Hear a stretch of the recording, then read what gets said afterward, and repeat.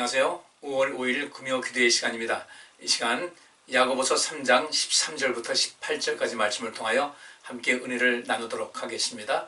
제가 본문 말씀을 봉독해 올리겠습니다. 너희 중에 지혜와 총명이 있는 자가 누구뇨? 그는 선행으로 말미암아 지혜의 온유함으로 그 행함을 보일지니라. 그러나 너희 마음속에 독한 시기와 다툼이 있으면 자랑하지 말라. 진리를 거스려 거짓하지 말라. 이러한 지혜는 위로부터 내려온 것이 아니요 세상적이요 정욕적이요 마귀적이니 시기와 다툼이 있는 곳에는 요란과 모든 악한 일이 있음이니라.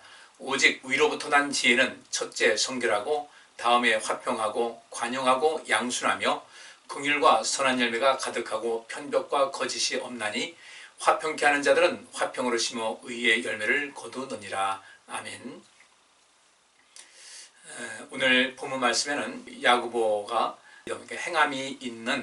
행함이 뒤따르는 참된 믿음에 대해서 말을 하고 있습니다. 그래서 13절 말씀에 여러분 중에 지혜와 총명이 있는 사람이 있습니까? 그것을 그렇게 나는 지혜와 총명이 있다고 말하기 위해서는 그런 선행으로 말미암아 지혜의 온유함으로 그 행함을 보이라, 이렇게 이야기를 하고 있습니다. 이 지혜와 총명이 무엇인가? 여러분 중에 지혜와 총명이 있는 사람이 있습니까? 나는 지혜와 총명이 있다고 자신할 수 있는 사람이 있습니까? 할 때 이 지혜라는 것은 무엇이냐면 숙련된 거예요. 그래서 숙련된 거, 그러니까 어떤 기술에 있어서나 어떤 삶의 양식에 있어서 전반적인 모든 것을 이야기를 하고 있습니다. 삶의 모든 부분에서, 직업적인 면에서나 신앙적인 면에서나 또 대인관계에서나 하나님과의 관계, 이 모든 것을 다 포함해서 숙련된 사람, 또 그런 데서 아주 능숙한 사람, 또 숙달된 사람, 그리고 심사숙고하며 인생을 살아가는 사람, 또 현명한 사람, 이 사람이 진정한 지혜가 있다는 것입니다. 여기 14절 말씀에 이런 말씀이 있어요. 너희 마음속에 독한 시기와 다툼이 있으면 자랑하지 말라. 진리를 거스려 거짓하지 말라고 하면서 15절에 이어서 말하기를 이러한 지혜는 위에서 내려온 지혜가 아니다. 그것은 세상적이고 정욕적이고 마귀적이라는 이런 이야기를 합니다. 그러니까 우리가 보통 말할 때 지혜라는 것은 뭐 여기 있는 그대로 뭐 숙달되고 또 모든 것에 숙련되고 또 심사숙고하고 이런 모든 것이 있는데, 근데 이러한 지혜는 위로부터 내려오는 것이 아니다. 그러니까 위로부터 내려오지 않은 그런 지혜가 있는데 세상적인 지혜, 정욕적인 지혜, 마귀적인 지혜도 있더라는 겁니다. 그럼 이것을 어떻게 할 것인가? 정말 여기 있는 대로 내가 지혜와 총명이 있다고 할 때는 그 지혜와 총명이 진짜 어떤 지혜인가, 그 지혜와 총명이 온전한 것인지 아닌지를 알려면 무엇이 필요한가? 거기는 선행으로 말미암아 그 지혜가 온전함을 보일 수가 있어야 된다는 것입니다. 그렇다면 여기 있는 말씀대로 우리가 어떻게 인생을 살아가야 될 것인가? 여기 선행으로, 여기 지혜라고 할 때 그런 것이 있고, 또 총명이라는 것은 이해력이 있고 또 유식하고, 여기도 마찬가지로 전문적인 어떤 그 영향력이 있다는 것을 말하고 있는 것인데, 그렇다면 진정으로 이 지혜와 총명이 있는 사람이라면 그 지혜, 위로부터 내려온 지혜가 있어야 되는데 위로부터 내려온 지혜가 아닌 세상적이고 정욕적이고 마귀적인 지혜가 돼서는 안 된다는 것입니다. 그래서 이런 그 지혜가 하나님 위로부터 내려오는 그런 지혜, 하나님께로부터 임하는 그런 모든 지혜인지, 아니면 그렇지 않고 위로부터 내려오지 않은 것이어서 세상적이고 또 이 정욕적이고 마귀적인 것을, 어떤 것을, 이것을 구분하는 그런 모든 것은 무엇이냐면은 여기 있는 대로 선행이라는 것이 이제 전제가 됩니다. 여기 그 말씀 있죠. 선행으로 말미암아 지혜의 온유함으로 그 행함을 보이라고 이야기를 하고 있습니다. 그 선행이 무엇인가? 선을 행하는 것이거든요. 그러니까 이 칼로스라는 단어가 이게 포함이 돼요. 말씀드렸죠. 칼로스라는 것은 어떤 것이라고 그랬어요? 탁월하고 강력하고 건전한 것이어야 된다. 그런 의미가 있는 거예요. 그래서 여기 이 선행이라는 것은 칼레스 아나스테로 페스라고 이렇게 말하고 있어요. 이 선행이라는 것은 칼레스 아나스테로 페스라는 이 말이, 이 원어가 되어 있는데, 이것은 탁월하고 강하고 선한 영향력을 행사하는 생활 방식과 처신을 말을 하고 있습니다. 이것이 바로 위로부터 난 지혜인 거예요. 이런 사람들이, 이 사람이 진짜 그 지혜로운 것이고 또 이 사람이 총명한 그런 모습이 된다는 것입니다. 따라서 이 지혜와 선행, 또 지혜와 총명, 이런 모든 것을 다 우리가 온전하게 보려면은 이것이 과연 얼마만큼 하나님께서 기뻐하시는 그 행위가 뒤따르느냐, 이것이 이제 그 중요하다는 것이죠. 그래서 우리가 그 지혜와 총명이 있다. 근데 지혜와 총명 모두가 다 위로부터 내려오는 그런 지혜와 총명이 있는가 하면 이 세상적이고 또 정욕적이고 마귀적인 그런 지혜와 총명도 있더라는 것입니다. 그러면 이 위로부터 내려오는 그런 지혜와 총명은 무엇인가? 그 숙달되고 숙련되고 또 현명하고 능숙한 이런 모든 것, 그다음에 총명에서 말하는 대로 유식하고 전문적이고 이해력 있는 이 모든 것이 선행으로 나타나야 된다는 거예요. 그 선행으로 나타나는 것이 무엇입니까? 탁월하고 또 강력하고 건전한 모습으로 나타나야 된다. 그런데 분명히 그 속에 어떤 현명함이 있어요. 또 심사숙고합니다. 숙련됐어요. 능숙해요. 또 뭔가 지식이 있어요. 전문적인 것이 있어요. 그런데 가진 이 모든 것을 가지고 선한 행위로 나타나지 않는다고 할 때는 오히려 그러한 이 세상적이고 또 정욕적이고 마귀적인 그런 지혜가 있으면은 그 자체가 탁월하고 강력할지 몰라도 건전하지 못하기 때문에 선하지 못하기 때문에 그것은 많은 사람들에게 피해를 주고 자기 자신도 결국은 고통으로 스스로를 이끄는 그런 것밖에 안 된다는 것이죠. 이런 점에서 우리는 그 지혜라 진정한 지혜가 있다, 난 총명이 있다고 할 때는 거기에 선한 행위가 있느냐 없느냐 이것을 봐서 내가 지혜로운 사람이다 아니면 또 지혜롭지 못한 사람이다. 지혜로운 것 같으나 지혜롭지 못한 사람이다. 총명한 것 같으나 그 총명이 오히려 악을 도모하는 수단이 되었다. 이렇게 되는 것이죠. 그래서 14절 말씀에 이렇게 얘기합니다. 너희 마음속에 독한 시기와 다툼이 있으면 자랑하지 말라. 진리를 거스려 거짓하지 말라는 겁니다. 그럼 여기서 너희 마음속에 독한 시기와 다툼이 있다라고 이야기를 하고 있는데 이 독한 시기와 다툼 앞에 있는 말씀에 뭐라고 했습니까? 그 온유라는 말씀이 있지 않습니까? 선행으로 말미암아 지혜의 온유함으로 그 행을 보이라. 너희 중에 지혜와 총명이 있는 자가 누구냐? 그 지혜와 총명이 있다면 지혜의 온유함으로 그 행함을 보이라고 이야기를 하고 있습니다. 지혜가 온유함으로 나타날 수가 있어야 된다는 거예요. 근데 반대로 여기 14절, 이 13절과 14절 말씀이 서로 이제 상반되는 것인데 반대로 너희 마음속에 독한 시기와 다툼이 있으면 자랑하지 말라는 거예요. 그러면 여기서 그 온유함이라는 것은 과연 무엇일까? 여기대로 지혜의 온유함이라 했다. 그리고 이 지혜가 진정한 지혜가 되려면 온유함이 수반된 어떤 선행이 뒤따라야 되는 것인데 근데 여기 14절 말씀에 너희 마음속에 독한 시기와 다툼이 있으면 자랑하지 말라 이 얘기를 뭐겠습니까? 그 마음속에 시기와 다툼이 있다는 것은 온유하지 못하다는 것이고 그 온유함이 빠진 지혜라는 것은 위로부터 난 지혜가 아니라 사실은 많은 사람들을 고통스럽게 하는 인간의 어떤 단순한 꼼수, 인간의 어떤 계략일 수밖에 없다는 것을 이야기를 하고 있습니다. 여기 13절과 14절 말씀을 한마디로 요약하게 되면 여러분에게 지혜와 총명이 있습니까? 그 지혜와 총명이 진정한 가치 있고 하나님께서 기뻐하시는 그 지혜와 총명이라면 여러분들은 무엇이 있을 것인가? 그 속에 선행이 반드시 뒤따라야 됩니다. 선행이 뒤따라야 되는데 그 선행은 진정한 그 지혜가 있다는 것을 증명하는 것이고 그 지혜는 또 온유함이 뒤따라야 됩니다. 그래서 14절에는 그 온유함의 반대 개념으로서 독한 시기와 다툼을 이야기하고 있습니다. 여러분들 누가 봐도 이 사람이 독한 시기가 있어요? 다툼이 있어요? 누가 봐도 온유함이라고 말할 수 없는 거죠. 바꿔 말하면요. 우리가 진정한 지혜와 총명이 있다고 할 때 그 속에는 온유함이 있다. 그 속에는 선한 행위가 반드시 뒤따른다. 자기에게도 유익이 되고 또 누군가 타인에게도 유익이 되고 하나님을 기쁘시게 하는 어떤 유익되는 것이 있다는 것을 말하는 것이거든요. 근데 여기 있는 대로 너희 마음속에 아주 독한 시기와 다툼이 있다.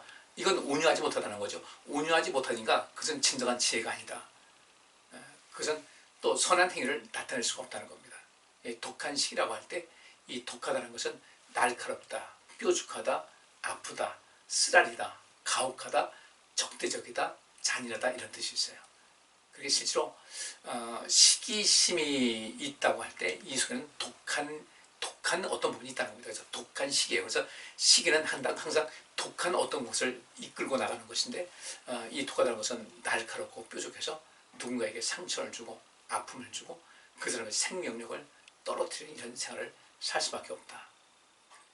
그래서 이걸 그 독한 시기라고 할 때 그 시기라는 것은 좋게 말하면 두 가지가 있어요. 좋게 말하면 어떤 가치 있는 것을 향한 어떤 뜨거운 열정과 열심 이렇게 말을 하는데 또 반대 나쁜 의미로 본다면 어떤 경쟁과 다툼과 시기와 투기를 말하고 있습니다. 그래서 똑같은 시기라고 할 때 이 앞에 독한 시기라고 했으니까 좋은 의미로 쓰이는 건 아니겠죠. 그러니까 항상 그 시기하는 마음, 열정을 가지고 어떻게 하는가, 적대적인 어떤 관계를 형성하는데 열정을 가져요. 잔인함에 열정이 있어요. 이건 좀 심각한 거죠. 또 삶을 누군가를 쓰라리게 하고 고통스럽게 하고 날카로워서 누가 뾰족해서 찌르는 것에 열정이 있다. 이런 사람은 지혜가 없는 겁니다. 다툼이라는 것은 비열한 본성, 이기주의적인 성격을 이야기합니다. 이 어떤 사람이 지혜가 있다고 하는데 그 지혜가 결과가 어떤 것이 뭐냐. 15절에 이런 말씀이 있어요. 이러한 지혜는 위로부터 내려온 것이 아니다. 독한 시기와 다툼으로 가득한 것을 갖고 있으면서도 볼 때는 어떤 그 지혜롭게 사람이 보일 수도 있다는 거죠. 저 사람 참 똑똑해. 저 사람 참 능력이 있어. 대단해. 이렇게 이야기를 하는데 그렇게 볼 때는 겉으로 보면 사람이 똑똑해요. 또 뭔가 능숙해요. 일을 처리하는 것도. 뭐 상당히 많은 지식이 있어요. 전문성이 있어요. 그런데 그것을 가지고 선행이 있어야 되고 그거는 그 지혜가 온유함으로 나타나서 온유의 어떤 행동으로 어떤 태도로 말로 나타날 텐데 그런 것이 빠져있는 사람이에요. 굉장히 똑똑해 보입니다.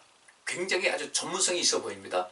그런데 그 속에 이기적인 생각으로 꽉 차 있고 또 항상 뾰족하고 잔인해서 좋지 않은 것에 그냥 열정을 보이는 이 사람들은 겉으로 볼 때는 지혜로운 것 같은데 이 지혜는 위로부터 내려온 것이 아니어서 세상적이고 이 땅에서 자기 개인적으로 이기적인 그런 마음을 가지고 뭔가 나눌 줄도 모르고 베풀 줄도 모르고 그냥 무엇을 먹을까, 무엇을 더 많이 먹을까, 더 많이 입을까, 더 많이 가질까 여기에서 관심 갖는 그런 세상적인 그런 지혜, 그 다음에 정욕적인 지혜. 이것은 세상적인 것이라는 것은 뭐 그야말로 하나님을 알지도 못하고 아주 기본, 아주 초보적인 그런 사람. 근데 정욕적이라는 것은 신앙인이면서도 내적으로 어떻게 변화나 성숙되지 않아가지고 여전히 그렇게 육신에 속해 있는 그런 삶을 말하는 것입니다. 정욕적, 마귀적인 것은 뭐 거의 파괴적인 것이고요. 그러니까 우리가 누군가 이렇게 봤을 때 괜찮아 보인다. 사단도 여러분들 광명의 천사로 가장하지 않습니까? 우리는 항상 우리 자신을 뭔가 분별할 수 있는 그런 힘과 지혜를 가지고 세상을 잘 보고 해야지 또 우리가 판단할 수 있고 분별할 수 있어야지 자칫 잘못하면 이 광명의 천사로 가장한 사단에게 마음 뺏기듯이 이 세상 살면서도 역시 마찬가지로 우리가 어려움을 당할 수가 있다.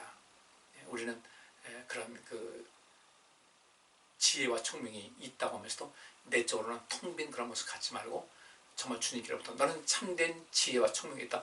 위로부터 난 지혜가 있다라고 주님께 칭찬받아야 되고 그렇기 위해서는 우리가 행함이 있어야 되는데 그 행함은 어떤 것인가? 선행입니다. 선행은 탁월하고 강력하고 건전해서 누군가에게 선한 영향력을 끼칠 수 있는 그런 것이다. 또 온유함, 그 온유함은 무엇인가? 여기 있는 말씀대로 독한 시기라든지 다툼이 없는 이런 그 삶의 모습을 가지고 있는 것이 위로부터 내리는 진정한 지혜와 총명의 사람이다. 그리고 진정한 지혜와 총명이 있는 사람들은 반드시 선한 행동과 온유함이 수반된다는 것을 야고보는 우리에게 가르쳐 주고 있습니다. 그래서 이 16절 이런 말씀이 있죠. 시기와 다툼이 있는 곳에는 여기 시기와 다툼이 있는 곳 14절에 있는 말씀 마찬가지예요. 독한 시기와 다툼이 있는 그런 것은 바람직하지 않다. 이건 진정한 지혜가 아니고 총명이 아니다. 그래서 16절에 시기와 다툼이 있는 곳은 요란과 모든 악한 일이 있다. 당연하죠. 독한 시기가 있는데 파괴적이고 잔인하고 뾰족하고 날카롭고 상대방을 찌르고 고통스럽게 하는 그런 열정을 가지고 있는 그 사람들 속에는 항상 그 사람들이 지배하는 곳은 요란하고 시끄럽고 그 다음에 무질서하고 또 이런 데선 그 무가치한 것에만 몰입하면서 세상을 살아가는 사람들이 몰려있게 마련입니다. 우리가 우리 자신도 돌아보고 우리가 같이 있는 우리 가정이나 공동체를 그렇게 무질서한 것을 만들지 말고요. 온전한 것으로 만들어가야 될 줄 믿습니다. 그러면서 그 위로부터 난 지혜는 어떤 것인가? 여기 17절에 말씀했어요. 첫째, 성결하고 화평하고 뭐 여기 다 있는 말씀이에요. 성결하고 화평하고 관용하고 양순하며 긍휼과 선한 열매가 가득하고 편벽과 거짓이 없는다 없다 뭐 다 아는 내용이죠. 성결하다, 정결하고 올바른 그런 모습이에요. 위로부터 난 지혜를 가진 사람들은 이러한 생활 양식을 가진다는 겁니다. 이런 생활 양식, 그러니까 27절에 말씀하고 있는 성결하고 화평하고 관용하고 양순하고 긍휼과 선한 열매가 충만하고 편벽이 없고 거짓이 없는 이런 삶을 살아간다는 거예요. 이런 것이 우리 삶의 열매로 나타나야 된다는 거죠. 이것이 우리 삶의 행위로 나타나야 된다는 겁니다. 성결하다는 것은 정결한 거예요. 올바른 거예요. 관용하다는 것은 온화하고 친절하고 그 다음에 참을성 있는 그런 모습. 양순하다는 것은 하나님께 순종적인 삶을 살아갑니다. 긍휼이라는 것은 동정심과 자비로움이 풍성한 사람이에요. 또한 선한 열매가 충만해요. 선한 열매, 여기도 선하다는 것이 무엇이에요? 여기도 마찬가지로 탁월하고 강력하고 건전해서 누군가의 삶에 선한 영향력을 주는 그런 삶이 항상 차고 넘친다. 또 편벽이 없다. 치우치지 않는 거예요. 치우치지 않는 거예요. 어떤 얘기를 들어도 이쪽 저쪽 얘기를 다 들어보고 온전하게 판단할 수 있어야 하는데 이 사고가 편집되어 있으면 나중에 사람들에게 인정을 받지 못합니다. 우리가 의롭다는 것은 좌로나 우로나 치우치지 않은 것을 말하고 있는데 편벽이 없고 거짓이 없다는 것은 바로 그런 것을 의미하고 있습니다. 그래서 18절에 화평케 하는 자들은 화평으로 심어 의의 열매를 거둔다. 여기서 결론적으로 뭘 얘기하고 있습니까? 참된 지혜, 위로부터 난 그 지혜와 총명을 받은 사람들은 선한 행실을 분명히 나타나게 되고 그 다음에 그 지혜의 온유함이 나타난다는 겁니다. 그 지혜가 무엇으로 나타나는가? 온유함이 있을 때 그 지혜가 나타나는데 그 온유함이 없는 지혜는 무엇인가? 아까 말씀드렸죠. 위로부터 난 지혜는 위로부터 난 지혜. 그러니까 하나님께서 인정하지 않는 완전히 이 독한 시기와 다툼에 꽉 차 있는 세상적인 그 지혜는 어떤 것인가? 이 사람에게는 그 온유함이 기대할 수가 없다는 겁니다. 나타날 수가 없다는 거예요. 결국 위로부터 난 지혜와 총명은 세상을 살리죠. 지금 말씀대로 성결하고 화평하고 또 관용하고 양순하고 긍휼이 넘치고 선한 열매가 맺고 편벽이 없고 거짓이 없는데 이거 누군가 살리는 삶의 모습 아니겠습니까? 이런 그 어떤 열매가 있는 것인데 이 땅에 그 위로부터 난 지혜가 아닌 다른 세상적인 지혜로 꽉 맺혀 있는 사람들은 여기 18절 말씀대로 화평케 하는 자들은 화평을 심어 의의 열매를 맺게 되는데 이런 사람들은 화평을 절대 심지 못하죠. 독한 시기와 다툼이 있는데 그것은 무슨 화평이 있겠습니까? 야고보가 오늘 본문을 통해서 우리에게 주는 교훈은 무엇이냐면 한마디로 말하면 화평케 하는 삶을 살아라. 마태복음 5장도 그 말씀이지 않습니까? 화평케 하는 자는 복이 있다. 그 말씀이지 않습니까? 우리는 화평으로 심어 의의 열매를 거둔다. 화평케 하는 사람들은 화평을 심어 의의 열매를 거둔다. 화평케 하는 자는 피스메이커입니다.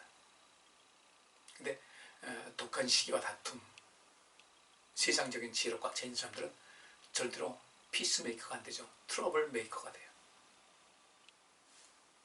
야고보가 말하고 있는 오늘 본문에서 말하고 있는 진정한 또 믿음의 삶, 참 믿음으로 인정받을 수 있는 그런 행함이 뒷받침되는 그런 삶의 양식은 무엇인가? 화평케 하는 사람이라는 겁니다. 이것이 바로 참된 믿음의 삶을 살아가는 삶의 양식이다. 성도의 양식이다. 이것을 말을 하고 있어요. 우리 모두 다 그런 삶을 살아갈 수 있기를 주의 이름으로 축복합니다. 기도하겠습니다. 하나님 감사합니다.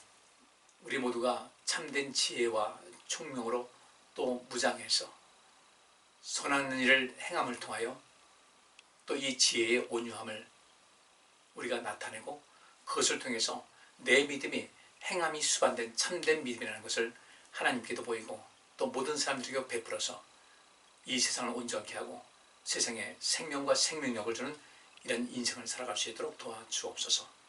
예수 그리스도의 이름으로 기도하옵나이다. 아멘. 오늘 여기까지 하겠습니다. 감사합니다.